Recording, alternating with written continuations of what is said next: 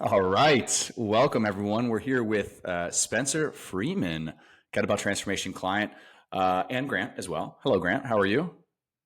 Hello, boys. I'm happy to be here. Spencer, thank you for taking the time, man. We appreciate it.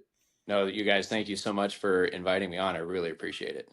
You know, I just realized this, Spencer, and maybe you know this, but you are 3 days away from your 1 year anniversary of KT. Yeah, I was thinking about that this morning about, it was a year ago that this process started for me. That's amazing and a Yeah. perfect timing for the interview. Yeah, truly. Did not plan that, by the way, but that's amazing. Okay. Let's dig right in. Spencer, obviously, we've already got your name out of the way, but can you give us a little bit more detail, just general life? Where are you from? What's your work life look like? Family life look like? Give us a rundown. Yeah, so I don't know how far back you want me to go. I grew up in Colorado. I've lived in around Tacoma, Washington since 1992. I've been a lawyer since 1995. For the last almost 20 years, have operated my own firm. For the last 5 years, my wife and I have joined, she's also an attorney, have joined kind of practices and practice together. I've got two sons. One's a sophomore in college, one's a senior in high school. Um, and, my daily life is busy. It's, we're operating a firm, we're growing a firm, and there's a lot going on all the time. Well, Amazing. Amazing. So you took the jump from being an attorney somewhere else to starting your own firm 5 years ago. It sounds like 15 years sort of working for others and then into your own firm. Yeah, so in 2005, I'd been working for a firm in downtown Seattle, and we had our first son. We were living down south and just couldn't do the commute anymore. And for some reason at the time, I felt like the smart thing was to leave a high-paying job and start a practice on my own. So, um, and but it was about so I've been doing that since 2005. But it was about 5 years ago. My wife had her own firm, and we decided we wanted to see what we could create together, and that's been going on for 5 years. that's Gotcha. awesome, man. Got it. Good for you. Nice. Power couple. I love it. Seriously. That's Well, we amazing. went from raising two boys to raising a firm, so we're Yeah, yeah, going exactly. pretty Right. well together. I love it. Where do your Okay. kids, where does your son go to college? Not that we'll tell anyone. He goes to University of Washington. Okay. All right. Nice. Nice. Nice. Okay. Very good. Well, let's kind of get into some of your experience with kettlebell transformation. But first, before we get to sort of the results you've experienced and how the process went, help me understand, where were you at prior to joining kettlebell transformation? What did your health and fitness look like, maybe in the years leading up to making the decision to come on board? You know, at the time, I think I thought that my health and fitness was pretty good. Like COVID changed a lot for a lot of people. Workouts had to change, and but I went to the gym pretty regularly. I thought ate generally okay. But by the time I was reaching out for kettlebell, I needed something different. The standard workouts at the gym. I didn't get that. Could you Sorry, try again? hold Siri. on. So the We'll edit I'm gonna that try out. again. Yeah. We're keeping that. So my I was bored. I was uninspired. Um, and I wasn't, looking back, I really wasn't healthy. I really wasn't eating correctly. I wasn't growing within it. But I thought, hey, listen, let's try some kettlebell stuff. I can do it at home. Don't, the gyms were kind of grossing me out a little bit. And I didn't come, what I really did is I did an online search for looking for, hey, listen, I can buy a DVD or download something and do this at home. I did not expect to find the kettlebell transformation. But it really was the first thing that came up, and I'm like, oh, well, I'll check it out. And it was, at the time, intimidating and a lot more than I thought I was looking for. Man, I what? love that. So Spencer, I feel like that's a lot of guys similar stories when they find KT. You mentioned the word intimidating. So can you take us through kind of that process of like finding KT, feeling those feelings of like, okay, wow, this is maybe more than you were looking for at the time. But then what ultimately made you decide to pull the trigger? Well, so the fact that my search led to, oh, and Grant, I think it was with you that I had the first conversation. I'm like, I'm having a conversation with somebody. I just want somebody to give me some, a DVD at home so I can figure my workouts. So now I'm going to have this conversation, and it's, I don't know about for other guys, but when you start talking about your fitness and your workout, it's kind of intimate, right? Like you're kind Mm-hmm. of revealing a part of yourself. And so that was intimidating. And then when you're looking at what you guys do, I mean, you guys are just in such crazy great shape, and that can be intimidating. But then there's this introduction to this, 16 week program, and you're like, what am I even thinking about doing here? And the money certainly is, not what I expected, when I was originally out there looking. um, and I don't know, when, the reality is, and I just felt, I knew I needed something, and I just decided to jump. Hmm. Spencer, had you tried kind of just random DVDs and programs on your own prior to KT? Yeah, I tried, not random DVDs, but like there was like an online bodybuilding program that I had done for a period of time, um, which gave me some kind of workouts. You're going to do chest by tries on this day, you're going to do this on this day, and you're going to do this, legs and this on this day. And I had done that, and it just got, and it was fine. In retrospect, it's not this, that's for sure. Like even at the height of what I was getting out of that is not even close to what I've been getting out of this. Yeah, I just So think that's so interesting that you said you were, looking for a DVD, and you're like, oh, I stepped into a whole lot more than I was looking for. I'm Yeah. interested to hear about what made the decision to, do more than just a DVD, because certainly KT is that. But Grant, go ahead. I know you had a question. yeah, no, I was just going to ask Spencer, what was the specific results that you were after, other than because you mentioned you felt like you weren't exactly where you wanted to be. So when you joined KT, what specifically did you want to achieve? Yeah. I don't know that I could tell you that I had, written down specific goals. I wanted something that I was gonna get me in better shape, and I was gonna feel better about myself. That's the reality. And over the course of the years leading up to it, I was 53 at the time. I'm 54 now. I was buying, year after year, a little bit bigger of clothing, and that wasn't feeling so good for me. And I wanted to stop that progression, and maybe have that stuff regress. Although I didn't have specific goals, I wanted to feel better about myself, and I wanted to um, feel like I was in better shape. Did you have kettlebells at home already? No. Okay. All right. So you just kind of knew, you just kind of had this sense that like kettlebell training could be Yeah. a solution. Yeah. That's awesome. Yeah. Spencer, I And have a you see him question. at the gym. At the gym that I had been at right when COVID happened, there was, um, uh, you could take a class, and I took a class here or there, and they were all hit classes, and they would have kettlebell as part of that at some time. So I did have like just a little bit of experience. And I knew that when I was doing those hit classes, I'd hit a point. I play in this basketball league that's older guys in this town I live in, and Yes, I was running better when I was doing those hit classes. So I did want to feel like I could run better again. love that. Did your kettlebell technique change at all when you came on board versus what it was in the hit classes? Man, there's no technique going on in the hit classes. You're just trying to get through it. Yeah.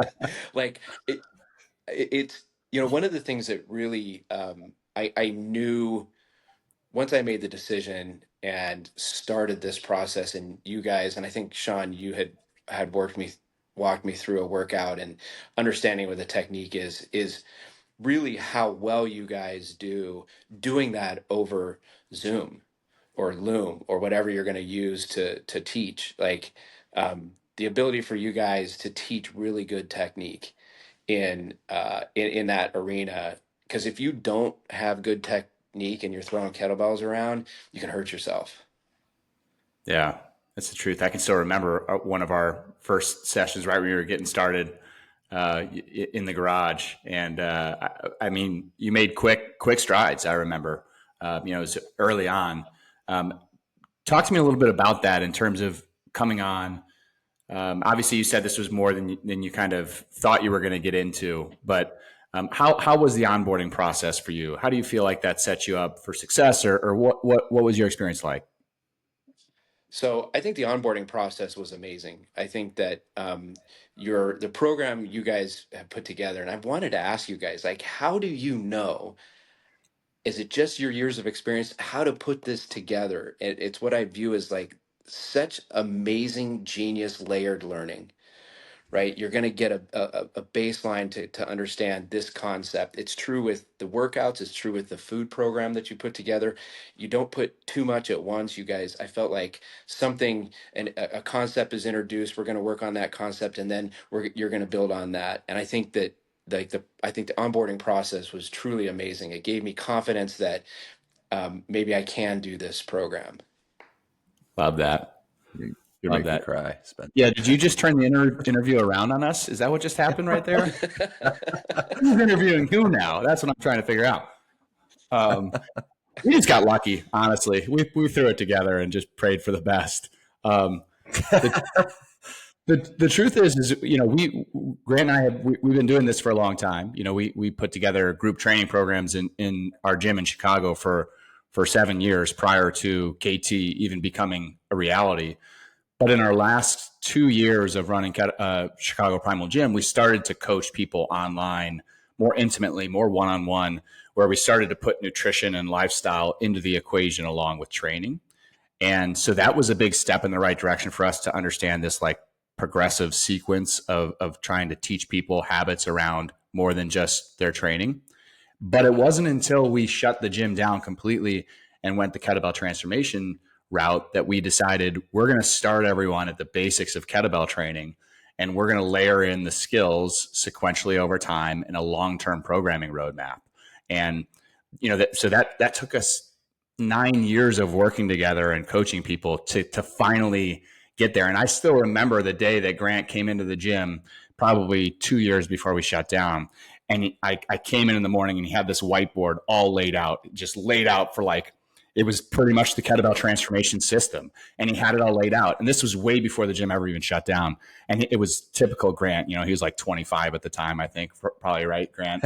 He's just like, you can just see the energy flowing off him. He's like, dude, look, I figured it out. He's like, this is what we're going to do from now on in the gym. And then we were just like, no, we can't do that in the gym. Like, we've got all this equipment. People will never want to just do kettlebells. They're going to want to do all the other stuff. They're going to get bored. But yeah, so I mean, to answer your question, it's a lot of trial and error, and then just commitment and understanding that there are people like you who want that sequential, progressive, layered learning because it helps them feel like it is approachable. So I love that that's the experience that you had. That's really cool to hear. With the ability to change, like to really create change in your life. Like I thought I ate healthy before, and to a large degree I did. Like when you guys have that, for the first 2 weeks, I think it is just eat from this list. Yeah, For the most part, that's how I was eating. Now there's a few things here and there, but that wasn't necessarily the huge adjustment. When you start going to a portion control, that yeah, becomes a huge adjustment. And then, but you don't even do that immediately. It's like, the size of your fist, just, and then you're going to get into weighing it. And then you're going to get into macro counting and calorie counting. Like if I tried to jump in all at once to do what I do right now, never would it fit. I would have quit. Yeah. yeah, Right. But the easing in and the ability to adapt what you're doing to your outside life, it really is amazing. Right. yeah, We hear that a lot with guys who have, well, I've tried counting macros in the past. And I'm like, well, what did you do before that? Because so many times guys will say, well, I tried counting or I tried weighing my food or whatever. And they try to go all in on all of that all at one time. And it's just too overwhelming. And it's Yeah. too much to try to figure out all at once. Yeah. And yeah, so I'm glad that worked for you, Spencer. Yeah. So let's talk a little bit about like the specific results that you've seen now in so results that you saw in KT the first 16 weeks, and then you transitioned into mastery post KT. Yeah. And talk to us about how the year's kind of been since your first 16 weeks. So for me, the first 16 weeks had a 6 week interruption because I'd had a previously scheduled hernia surgery. And so I had to take 6 weeks off and then a 2 week kind of build back into it. The timing of it worked out. So I'm basically 2 months behind had that not happened. But again, I will say, what a great thing you guys have put together in the sense that I, you know, I didn't lose much during that 6 weeks because I was still doing the steps every day. I was still doing the eating program, and I wanted to, right? I didn't want to lose. Um, you know, the being done with the kettlebell transformation program and moving into the next session to me was an absolute no brainer. Um, I was not going to stop, and I don't know that I have a clear recollection of where I was exactly when at each time. I know that, and unfortunately for me, I knew what my weight was before we started, but I didn't do some other things that I wish I had done now, like take specific measurements of waist and all those things and maybe Yeah. get a body fat percentage done because I didn't want to know. I was Fair. I Yeah. didn't want to see those numbers. And Yeah. but I do think, in looking back, I was probably about um 25% body fat. I was wearing, clothes that, my waist was probably 34, 35. Um, at the end of the kettlebell transformation, I was down under 20%. I think I was about 18.5% body fat. I was down to really 32, 33. Oh yeah. Um, now I'm about 14.5% body fat, Wow. 32-inch pants are, you know, not loose, but no problem. I haven't been, my body hasn't been like this in decades. Man, that's amazing. What Yeah, about Yeah. it's cool. what about strength results, man? Do you remember where you started from a weight perspective and where you are now? So yeah, uh, Lay it out for uh, us. like I was, the Turkish getup, um, learned just with body weight. Then really at the beginning, the beginning weeks, and I'd have to go back and look how long that lasted, but I'm using a 15-pound dumbbell for a Turkish getup, and struggling to do well with it. So today, I'm my heavy kettlebell is 53 pounds to do a Turkish getup with. I'm sure during the 6 week bridge that I'm right now, I'm sure I'm going to do, I'll push myself for a PR, and I'm sure I'll be able to do a 62-pound Turkish get up. Oh yeah. So, and I know there's guys that do way more. I get it. And, just always trying to look at where I've been and where I'm at now. Yeah, it's cool. And, swinging, I'm about to transition my two hand swing, my very heavy battle into 97 pounds. Wow. Um, so that, when you go back and think, I learned that two hand swing on a 35-pound kettlebell and was sore afterwards, like that, in a year, that's some pretty good stuff. Love it, man.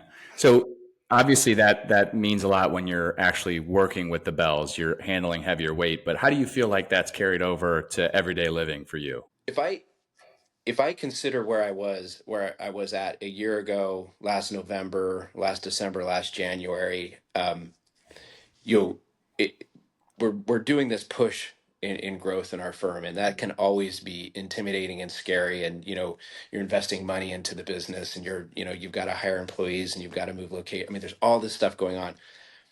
Just truly how overwhelmed I felt in that time period. And you fast forward to today where I've got just as much going on, if not more. In fact, for sure more.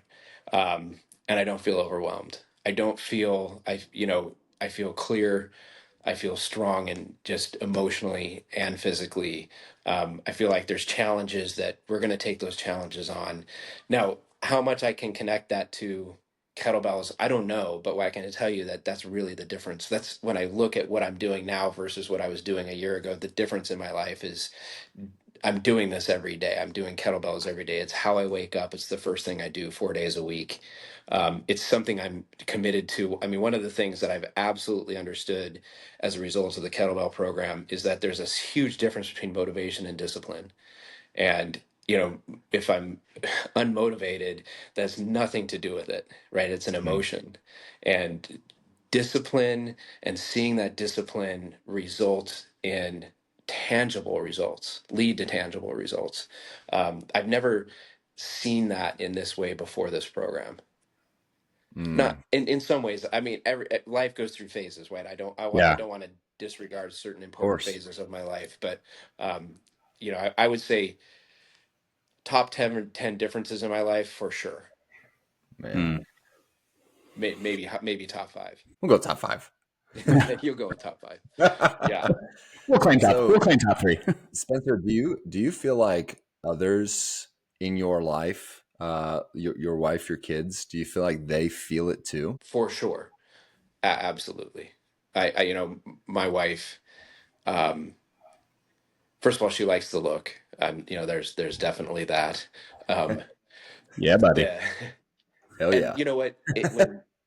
When we can downplay that a little bit and make fun of a little bit. When you have a woman in your life that likes how you look, you know, and makes comments about it, it's an for lack of a better term, it's an ego booster, but it's just this great confidence builder.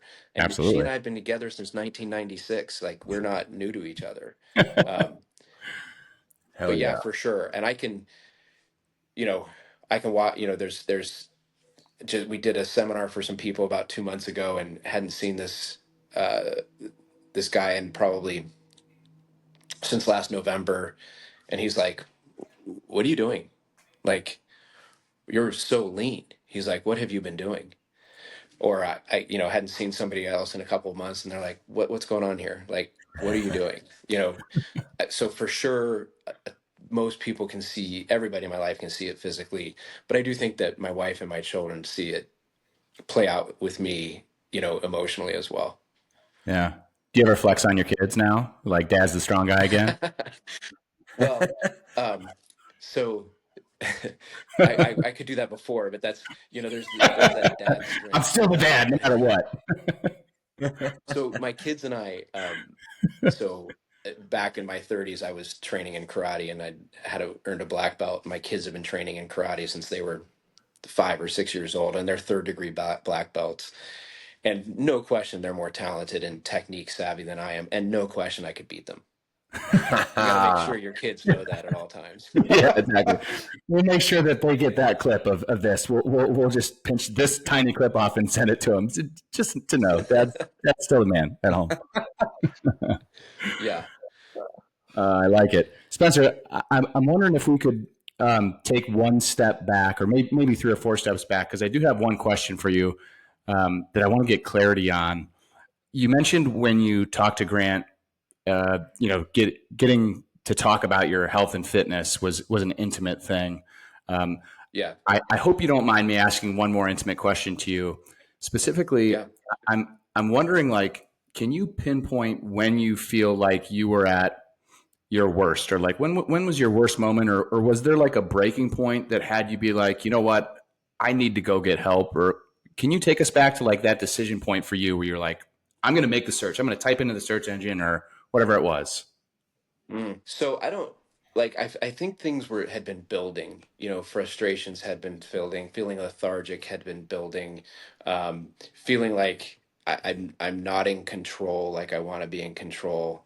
And it could be, I sat down and I'm eating, nighttime snacking was a big thing for me.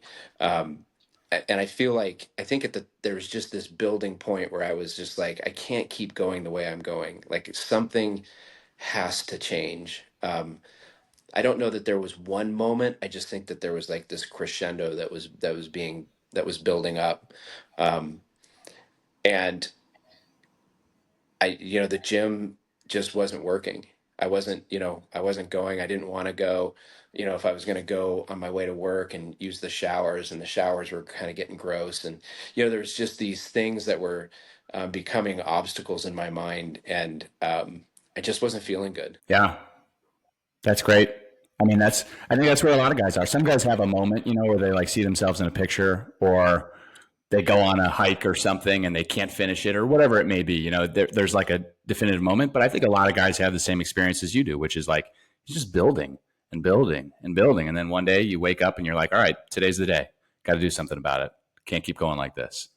So I always Yeah. just like to understand, like, what was the mindset like right before you made the decision? Because I think a lot of guys get there, but they have to get there, right? You have to get to that point where like change has to happen. This is enough. Yeah, it's got to be that point where, because we can all make decisions in our head. And the parable of you've got, three frogs sitting on a log and one frog decides to jump off. How many frogs do you have sitting there?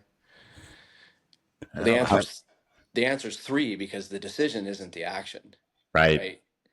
And so mm, how often do you in your mind like, okay, I decide I'm going to do X, Y, and Z, and then that gives you some sort of relief, but you haven't done it.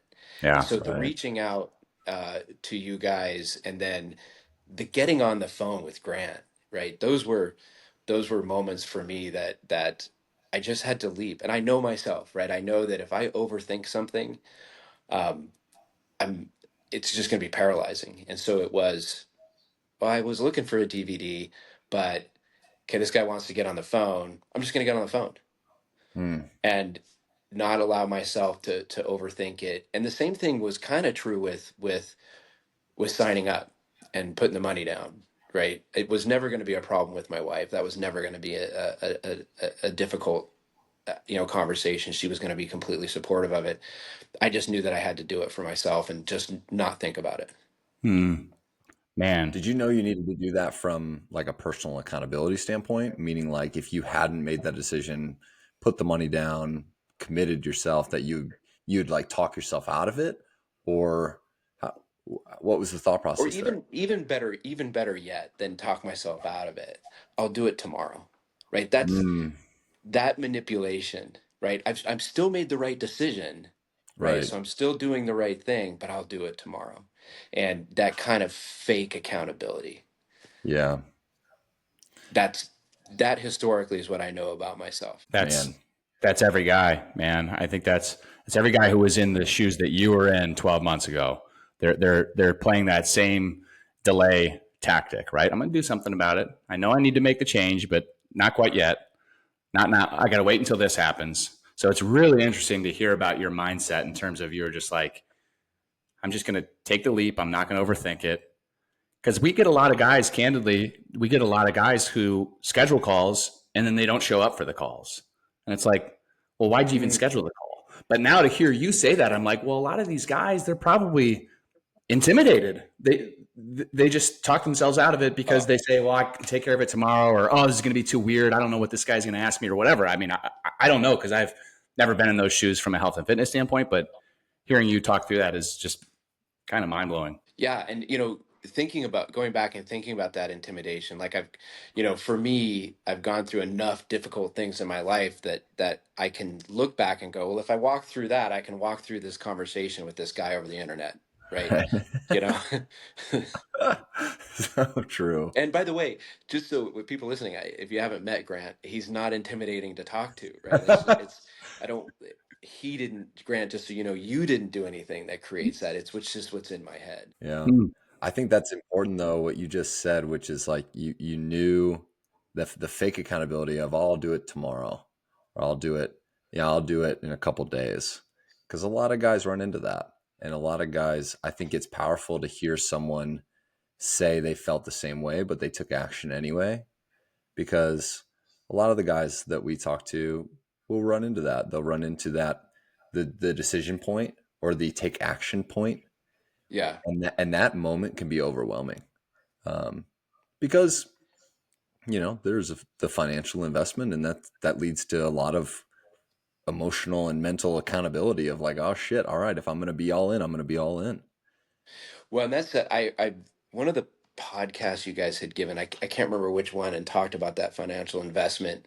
And I think the comment was, it helps people actually do the work, right? Like, and I thought about that. I'm like, yeah, I think that for me, I will not skip.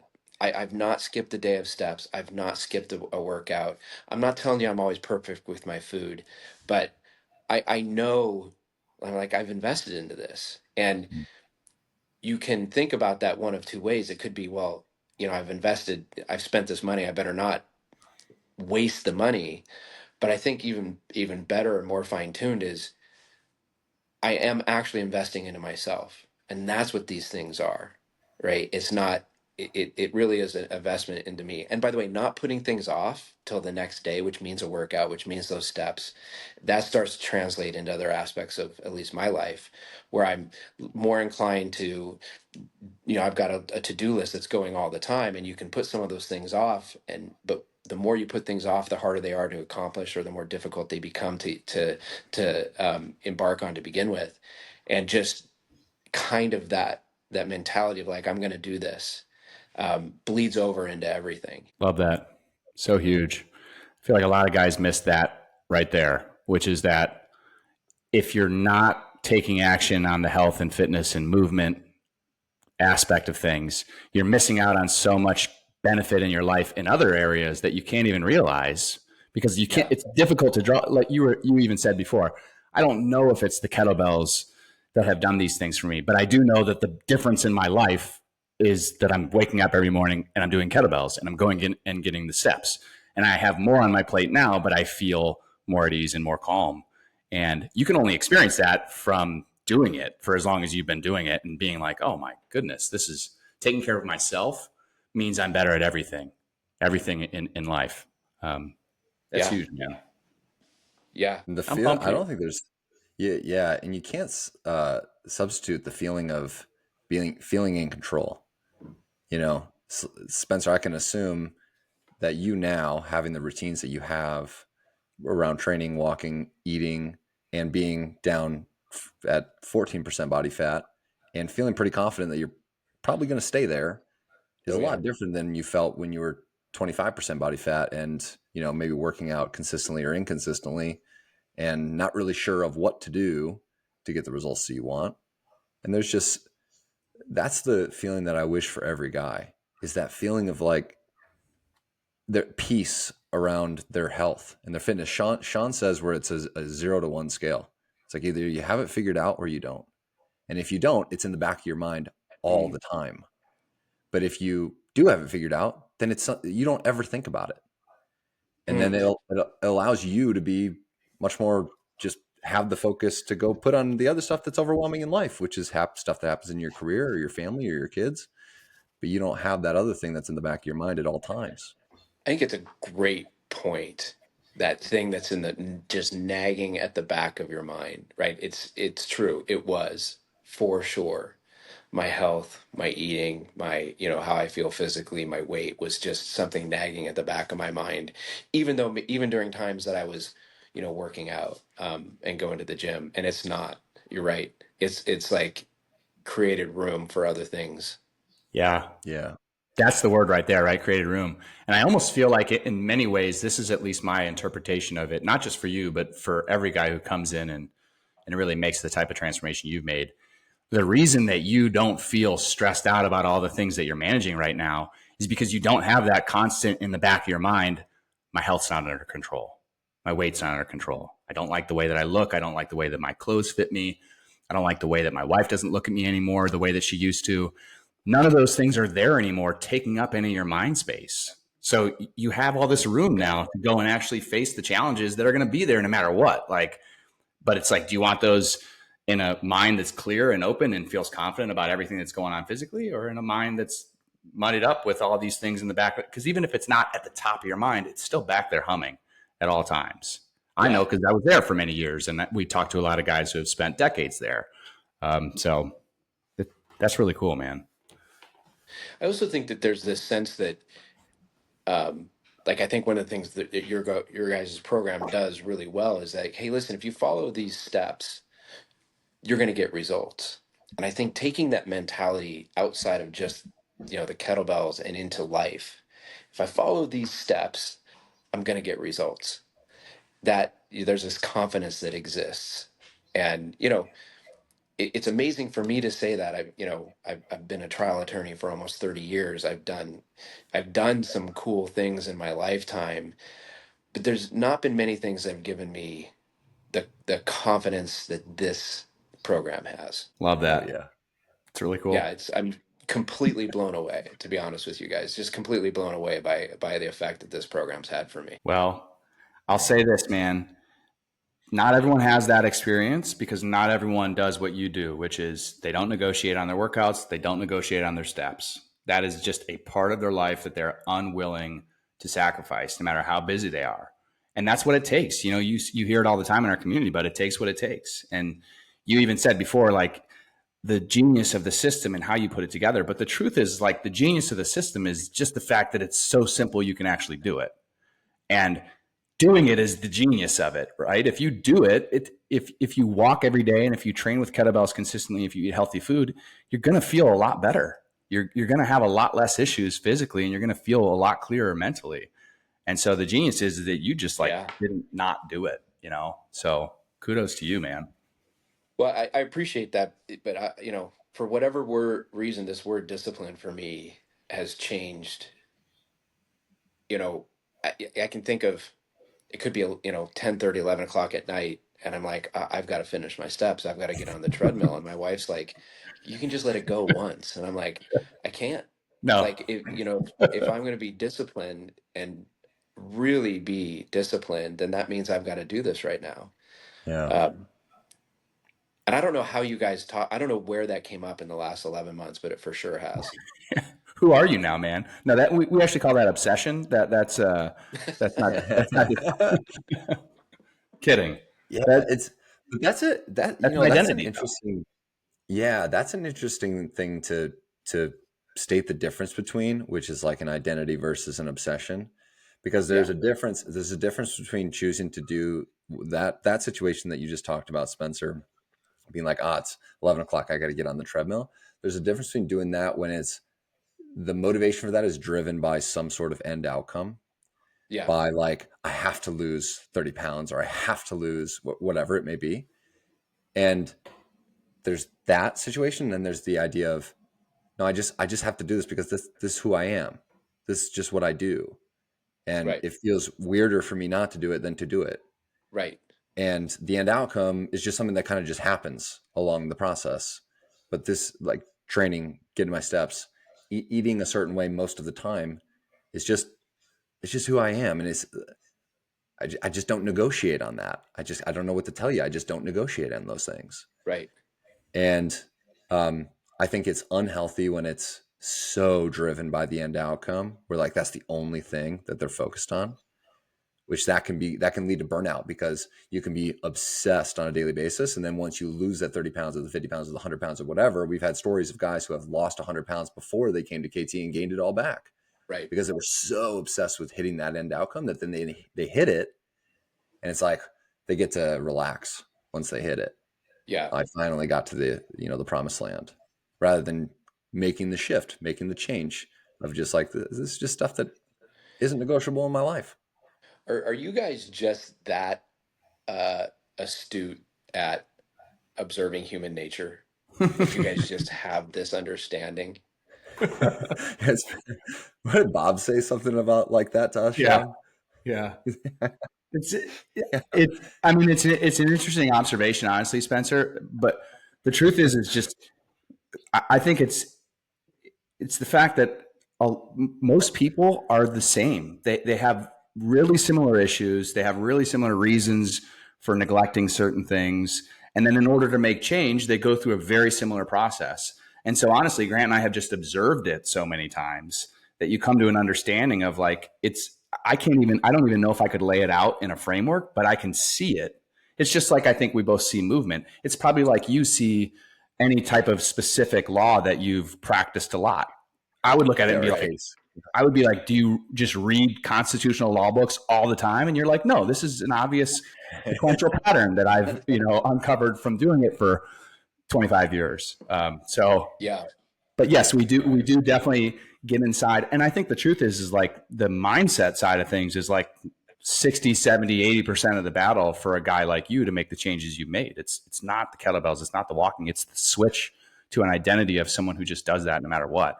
And so that's what we try to facilitate most of all, is that identity switch. Yeah. There's been an identity switch. for sure. And by the Spencer, way, I thought I was done with identity switches in my life. no, you've got more to come. You hit a certain age, you're like, Yeah. I've been this, I've been that, I've been a father, I've been a husband, like, but for me, looking at I hate to say twilight years, but I'm mid 50s.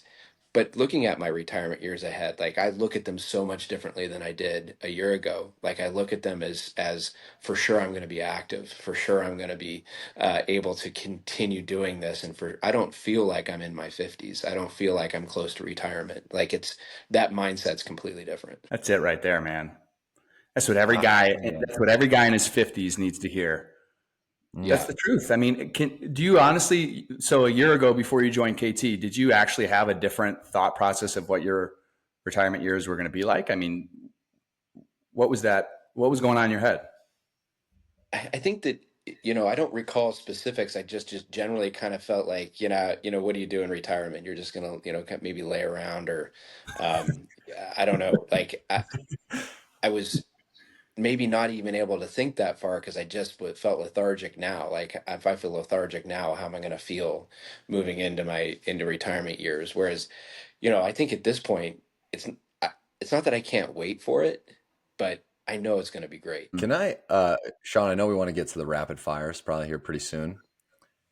That I think that what you just said, Spencer, is so interesting. You said, I was done with identity switches. Yeah. I was, I am who I am, and I think that's a lot of guys who we talk to who are 40 and above, 50 and above, 60 and above. We talk to a lot of 60-year-old guys, and I think it's hard for them to see a vision of their physical health completely transformed, and the next 10, 20 years being very different. What about the process? When did you know you were going through that? Because you mentioned you weren't looking for that in the beginning, right? Because you were just looking for workouts. So when you started going down this process, how did that evolve for you? How did it, how did you go through that change? And what kind of facilitated it about the program? I know you mentioned that, the way it was structured was a certain part of it, but what else helped facilitate that for you? So I think it's a great question. I think that so much occurred over time, right? I don't know that there was necessarily one point. I think that, certainly listening to your guys' podcast has helped me be more intentional about how I'm viewing some of it. Um, so just being part of that conversation, seeing what guys are doing in the community. But I think that the transition for me occurred even in the first 16-week thing. That like when we were done, there was just no question I was doing the next thing. And by the way, Grant, you told me that was going to be the case. You did. When you said just sign up for the year right now, and I'm like, no, I'm just gonna do the 16 weeks. And you're like, I respect it, but you're gonna wish you had just signed up the entire year. Um, so, but I knew it for sure started in that 16 weeks, and I think that it was a combination of seeing improvement within technique and improvement within the bells, along with you know getting in better shape. Um, so when I started seeing that the consistent disciplined work I was doing was hitting a result, um, that's I think the beginning of that for me. Love that. All right, it's almost time for rapid Yeah. fire, I think, Sean. Yeah, it is. It is. I definitely want to be respectful of your time, Spencer. I have one No, question. you're good. One last question Yeah. before we go rapid fire for you, because you mentioned something earlier and we didn't elaborate at all. But I'm really curious to get your feedback because this is something that a lot of men cite as the reason that they don't end up moving forward with us. You said Okay. earlier that it wasn't a question with your wife and whether or not she would support you. Um, Hmm. can you just elaborate that on a little bit? Because believe it or not, we get the what we call the wife objection all of the time. It's one of the most common. Like, oh, I need to talk to my wife about it, or oh, my wife wouldn't support me. So just can you elaborate on that a little bit? And you said like I knew I needed to do it for me. Yeah. So, by the way, for sure, I also said I need to talk to my wife about it because I will not commit to a certain amount of money without having that conversation. But also, for sure, um, she was going to say, do it. There was just never going to be a question. And she's really, really, really supportive of really me, whatever I want to pursue. I mean, I'm really, really lucky. She's supportive of whatever I want to pursue. She's also supportive of anything that is for the betterment of us as a person. So, this was never going to be an issue. Had it been an issue, like, oh, listen, I'm going to have a little bit of an argument on my hands to spend this money, I wonder how I would have been. You know, would I have used that as an excuse, or would I have stood up for myself and fought for it? Um, if anything, you know, with my wife, it was me that would just be like, hey, listen, this is a lot of money. Is this really what she was like? Of course, just do it. Like, don't even Yeah. think about it. Just do it. So I didn't have that as an excuse. So there's goods and bad, a good and bad thing about that, right? Like I was Mm. forced to really like, okay, I have to decide this, right? I can't use her as my excuse. Yeah. Right. She already said yes. But, and that's, I mean, that's so cool to hear you talk through that. Cause I think a lot of guys, the truth is a lot of guys, their wives do say, yeah, do it. Like you need this. You've been trying to do this on your own forever and you haven't. I think some wives probably say, "Why would you spend all that money? You know, you're just not going to do it," because they've watched their husbands over the years and decades try and fail over and over again, and that can definitely be. And so you used a really key phrase there. You said, "What would I do? Would I have stood up for myself?" And that's just such an interesting mindset in terms of who actually has to do the work, who needs the permission, and who do you need it from? Right. Right? Is it like Right. who are you doing it for? Um, yeah, I don't have a question other than just to say that's really interesting to hear you talk through that. It's a good question. Yeah, man, I just like to get in the mindset of guys, and I love that your wife was supportive. You are lucky, Mrs. Freeman. Is that what she goes by? In case she listens to this, She still uses her maiden name. It's Shomer, but yeah, that's a beautiful, whole nother story. Mrs. Schomer. You're the best. Thank you. She is for Thank sure. you for letting Spencer join, or for supporting Spencer, I should say, not letting, supporting Spencer on the journey. Because, Spencer. In all things. yeah. Well, and honestly, I mean, before we get to rapid fire, one of the things that Grant and I talked about when we made the decision to only coach men, because our gym, obviously, we coached men and women. And it was a big decision for us to decide that we were only going to work directly one on one with men. I bet. One of the big things that we said was we have to make sure that the work we do impacts the whole family, because we don't want to just not have any impact in the lives of women or other family members. But we felt that if we can impact the lives of the men we work with, it'll permeate into every other area of their life. Their relationships will get better with their kids, with their wives, with their colleagues, and it'll spill over into everything else that they're doing in their lives. And I think if I can summarize what I've heard from you is that has definitely happened. And so I love hearing that you've had such a carryover into everyday life, into just your decision making and everything that you're doing. And hopefully, as a business partner, your wife sees that as well and is like, "Yeah, more enjoyable to work with, more productive." And so it's good, man. It's an impressive Yeah, I think journey. she would say that for sure. Good, good. Mhm. Grant, you want to throw the rapid fire at Spencer? Do you have the questions pulled up? Oh boy, Let's I do it. do. All right, Spencer, are you ready? Rapid Yes. fire. Okay. Okay, question number one. If you could only do one kettlebell exercise for the rest of your life, which one would it be? Oh, that's just cruel. It'd have to be the two hand swing. Ooh, okay. All right. Favorite But kettlebell can I pull? answer that question in 6 months after I've done more of the snatches? Because it Yeah, might change. We'll have a yeah, follow up. We'll have a yeah, Okay. follow up. Yeah. Okay, number two. Favorite kettlebell weight? Mm, I'll go 80 pounds. yeah. Okay. Love it. And then number three. What's the achievement that you're most proud of since joining KT? This, at the risk of sounding superficial, but when I got onto that, had my body fat percentage done and it came at 14.5%, I was blown away. Like I'd never thought that for me that would ever be something. So I would have to say that. Hell yeah. Yeah, it's That's huge, man. awesome. Love that. Just seeing hard evidence of the lifestyle change that you made. It's cool. Yeah. Well done. Um, we do also have a last question, which would be what would you tell someone who's watching this right now or maybe listening to this? They're unsure about taking the next step. What advice would you give them? Just take the step. There is not one piece of regret I have in taking the step to join Kettlebell. In fact, I wish I had found it earlier in my life. I just take it. I just think this program is so perfectly put together. You guys are amazing. I think the group of guys in the community are amazing. I think that the ability to grow is exponential. I think that I cannot imagine a better experience. Just take the step. Well said. Man, Spencer. Man, we appreciate you so much for taking time out of your day to hop on here, dude.